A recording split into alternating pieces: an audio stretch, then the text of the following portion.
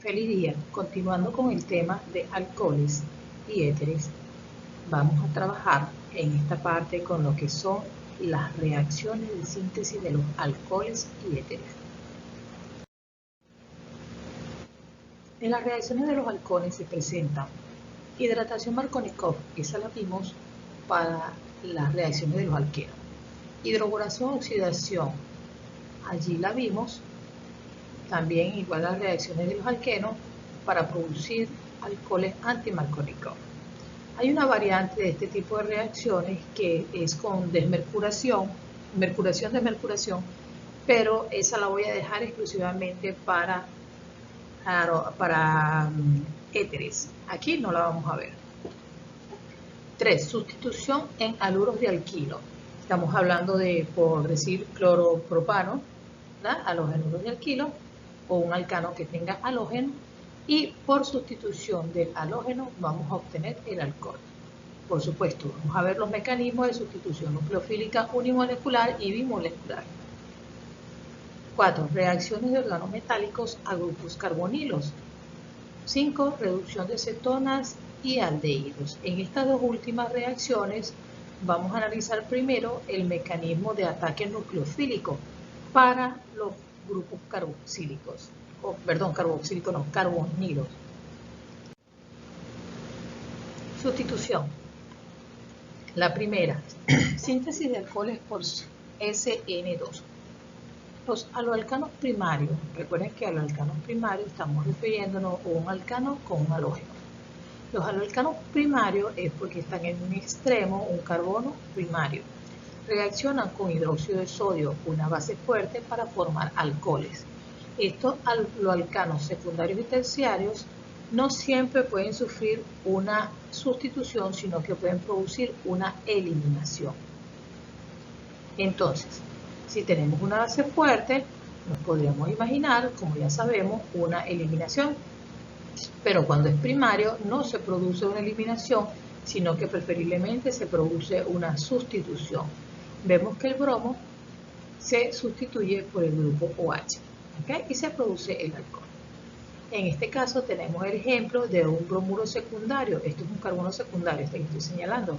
El bromuro isopropilo, que es un sustrato secundario, se produce una eliminación debido a la base. También una base fuerte sabemos que es el mecanismo E2. ¿Okay? Recuerden que hay unos mecanismos donde va a haber una competencia, que puede haber una sustitución, pero también una eliminación. Síntesis de alcoholes mediante SN1. Recuerden que nosotros hicimos la eliminación E1, pero para ello se necesitaba como medio, un medio ácido o agua. Igualmente, aquí la sustitución se produce en sustratos secundarios y terciarios. ¿Por qué? Porque como es SN1, se va a producir un carbocatión. Entonces, los carbocationes tienen que ser estables. ¿Y cómo sabemos que va a ocurrir una sustitución en ese caso? Porque es SN1 o SN2, porque estamos utilizando un solvente prótico, o mejor dicho, no utilizamos una base fuerte, sino que también estaríamos utilizando un solvente medio ácido o neutro, como sería el agua o medio ácido. ¿Okay? Realmente, si utilizamos ácido, entonces produciríamos una eliminación. Bueno, y aquí lo que se observa es que sale el bromo y entra el OH del agua. Ahora, trabajando específicamente con cada uno de los mecanismos. SN2, sabemos que es bimolecular o de orden 2 porque tiene que ver, número 1, con el sustrato y número 2 está relacionado con el atacante. La concentración, la velocidad de la reacción está relacionada con las dos concentraciones, con la del atacante y con el sustrato. Bien, la reacción del tóxico ese es etil-bromo, ¿okay? Entonces sería bromoetano con una base que la tenemos aquí, el bromoetano. Fíjense, este es el carbono número 1 y este es el carbono número 2. La reacción del bromoetano con alcohol por sustitución del bromo es una típica reacción SN2.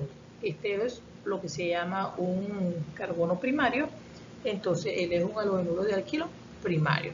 ¿Okay? Como ya estábamos viendo, puedo poner una sustitución siempre que haya una base fuerte. Entonces, utilizando como nucleófilo. Un nucleófilo es el atacante, acuérdense que debe tener pares libres, que puede ser OH, OR, SR, esta S es el azufre con 2 pares libres, el grupo ciano, él no tiene pares libres, él simplemente ha perdido un hidrógeno, viene el ácido cianhídrico, HCN, pierde el hidrógeno, el carbono queda con carga negativa. Los secundarios también desarrollan este tipo de reacciones, sin embargo, y en competencia con la eliminación. Sin embargo, el RX2, los haluros del alquilos terciarios, no lo hacen. ¿Okay? Sabemos que ese ahí preferiblemente se produce una eliminación. Mecanismos de la sustitución nucleofílica bimolecular. Para que se lleve a cabo esta reacción, primero deben chocar las moléculas. La orientación de las moléculas es un factor importante para determinar. Recuerden que ya nosotros acabamos de ver el material que me da lo que es la estereoquímica R o S. Entonces, cuando buscamos la estereoquímica acá, por supuesto, aquí no hay una estereoquímica porque se estarían repitiendo los dos hidrógenos, ¿verdad? Y para ser un carbono quiral debería ser secundario o terciario. Entonces, aquí lo que quiere decir es que cuando entra el OH, entra por un extremo opuesto a la salida del bromo. Por eso es que vemos que cambia la distribución. Si entra por aquí, el bromo sale hacia allá. Entonces, si estuviera R, por decir, si esto fuera un R, un secundario, ¿verdad? Tendría que ser un secundario, CH3, hidrógeno, CH2, CH3. Entonces, allí estaría hablando de un carbocatión secundario. En ese caso, sí, esto sería un estereoisómero y entonces, si era R, pues se cambia a S. Cuando había una reacción que nosotros trabajamos, yo le dije, como ustedes no han visto, la guía del Keno, como ustedes no han visto eso de la isomería, entonces no le paren a eso por ahora. Bueno, ya sí podemos trabajar con lo que es la isomería.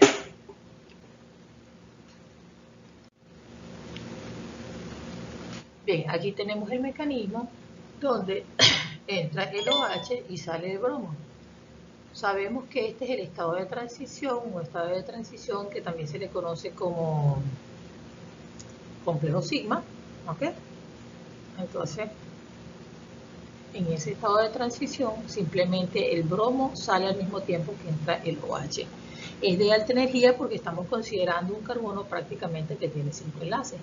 Y después es que sale el bromo y fíjense cómo se volteó, vamos a decirlo así, la molécula. Entra por el OH, sale el bromo y pues quedó representada en otra forma. Eso es lo que se llama la inversión de la configuración. Sin embargo, saben, para que haya una configuración debe ser un carbono quiral y este no es un carbono quiral. La energía de la reacción ya las conocemos, como es bimolecular es un solo pico, puede ser endotérmica o exotérmica, en este caso es exotérmica, para que pueda ocurrir la sustitución. Si fuera endotérmica, no creo que ocurra. Velocidad de la reacción. La velocidad de la reacción depende, como les dije, de los dos componentes, tanto el aloalcano como del atacante. Y este atacante debe ser una base fuerte. Efecto de la estructura de la velocidad. Se comparan estas dos reacciones. Fíjense que aquí tenemos un aloalcano primario y un aloalcano secundario, primario también, pero más grande. ¿Okay? Primario también, pero más grande. Va a ser una sustitución. Y ocurren las dos sustituciones. Entonces, dice que la velocidad de reacción es típica relativa, de acuerdo con el sustrato, es relativa con la SN2. Y vemos que en este caso tiene un solo átomo de carbono, este tiene 2 carbonos y este tiene 3 carbonos. Y la velocidad, mientras más pequeña sea la cadena R, la velocidad de la reacción es mucho más rápida. Porque no hay lo que se llama el impedimento estérico. Fíjense aquí cómo se observa el impedimento estérico. Aquí tenemos, ¿verdad? Este que está acá, este carbono que está acá, viene siendo el carbono que tiene el grupo metilo, este carbono. El grupo metilo no, el grupo halógeno. Es este carbono, el que está en negro es este carbono que está acá. El azulito es el CH3, este que vemos aquí arriba. Entonces, como hay 2 hidrógenos, hay poco impedimento estérico. Si no recuerdan lo que es pedimento estérico, recordemos alternado y eclipsado, lo que era la tensión estérica. Entonces, cuando entra el OH por acá, como no está impedido estéricamente, puede hacer la sustitución muy fácilmente. Entra el OH y sale este bromo que está aquí, que es grandísimo. ¿Okay? Eso es lo que se llama el grupo saliente. Aquí ya vemos que es secundario, fíjense, se observa que es secundario, 1, 2, 3, este es un bromo secundario, o está unido un carbono secundario, y entonces ya se ve un poco más impedido. Todavía el OH puede atacar el carbono, pero aquí hay 3 grupos metidos. Hay 3 grupos tapando al carbono, por lo tanto se dice que está impedido estéricamente. No hay posibilidad de que ese OH entre ahí. Para que pueda haber una sustitución, primero tiene que salir el bromo y formarse una estructura plana sp2, un carbocatión, y después es que va a entrar el atacante, porque aquí no hay posibilidades que el atacante entre por el impedimento estérico. Mecanismo SN1.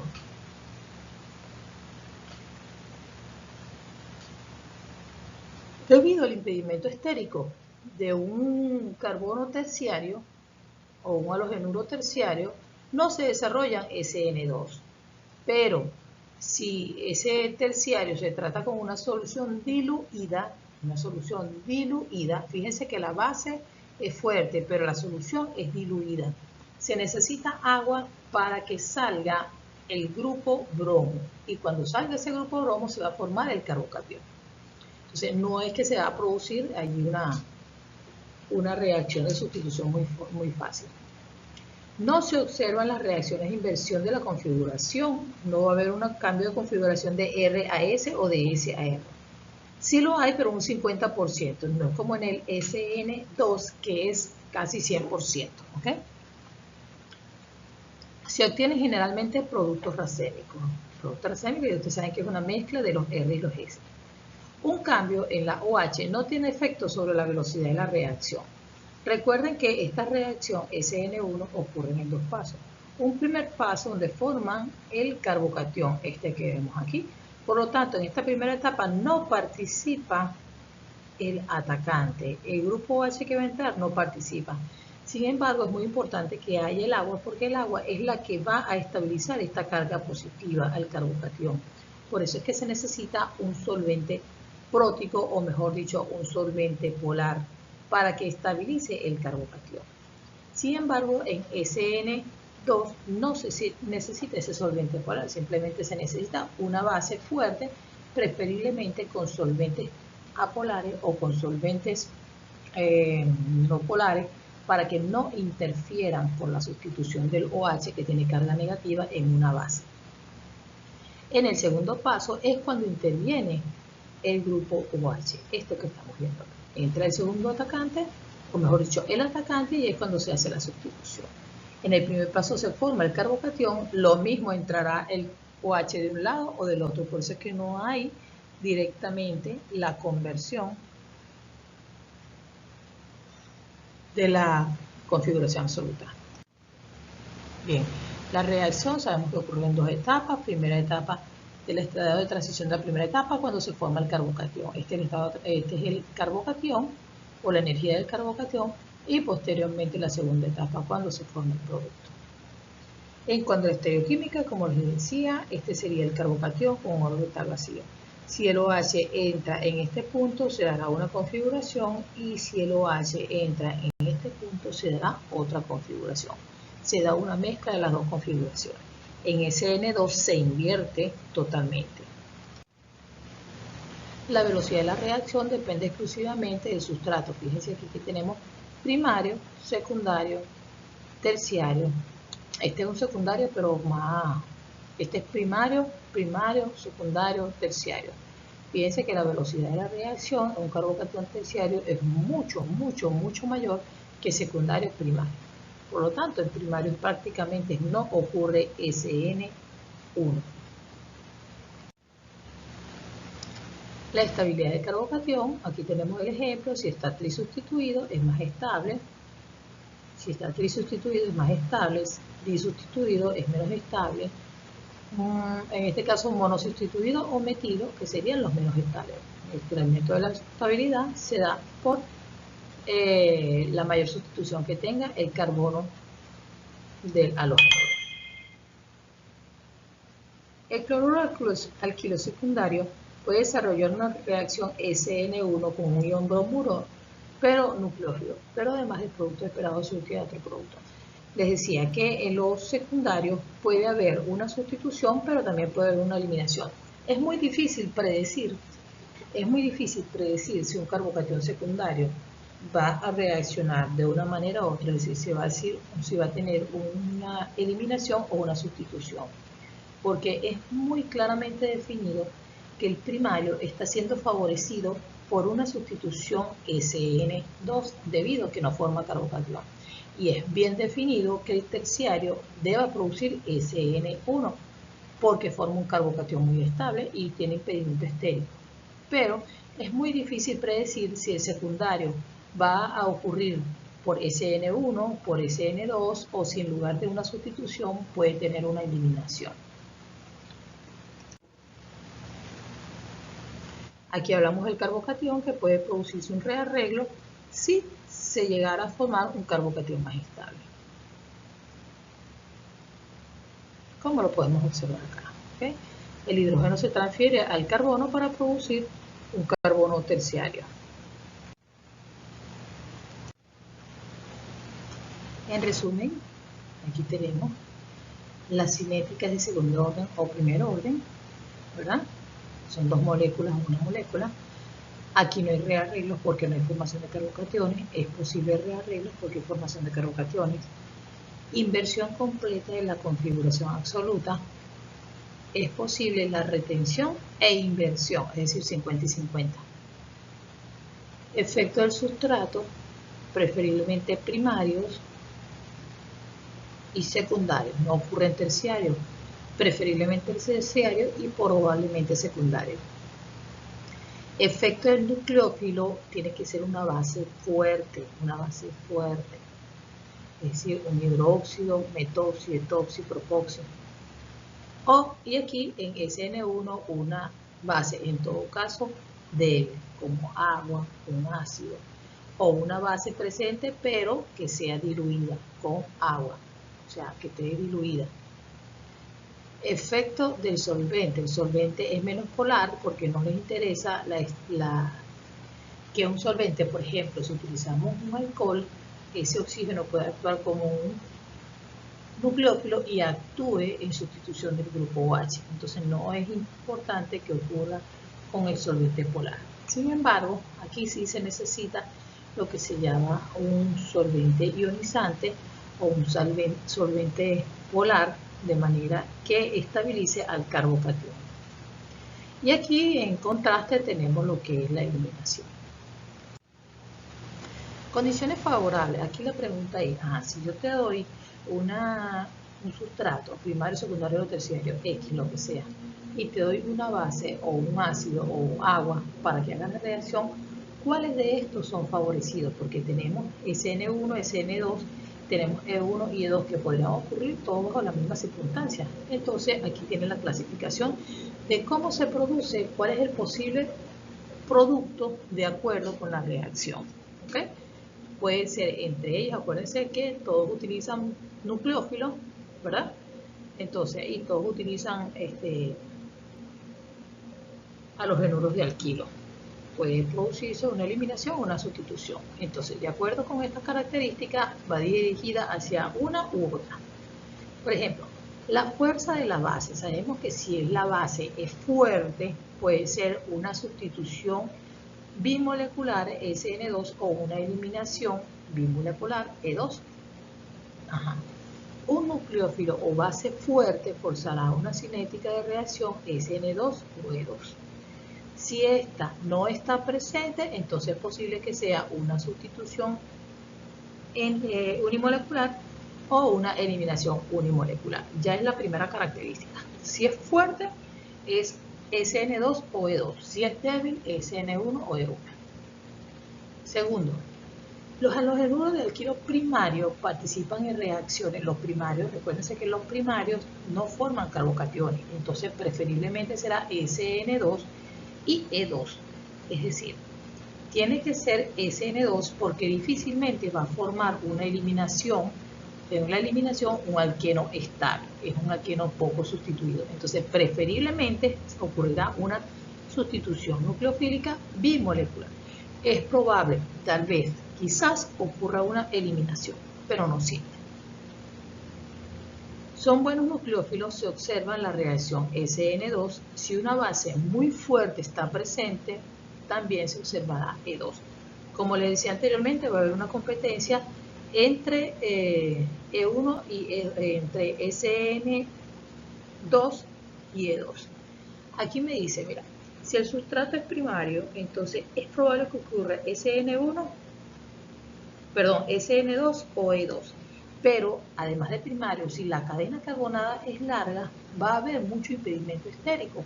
Entonces es más probable que produzca una eliminación que una sustitución, si el sustrato es voluminoso.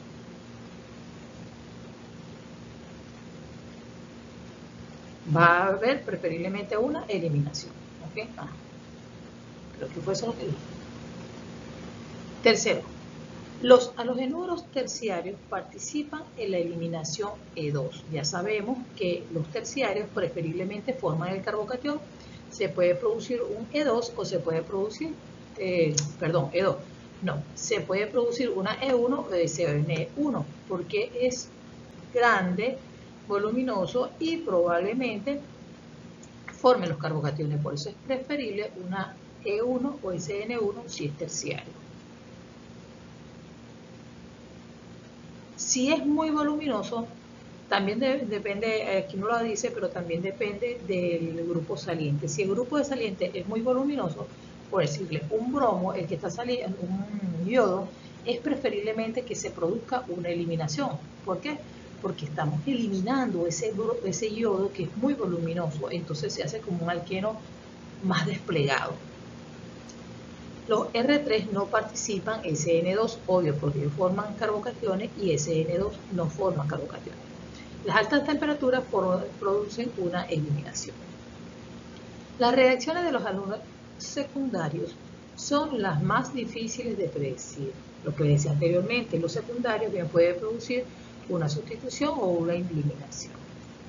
Generalmente entran los dos en competencia como productos.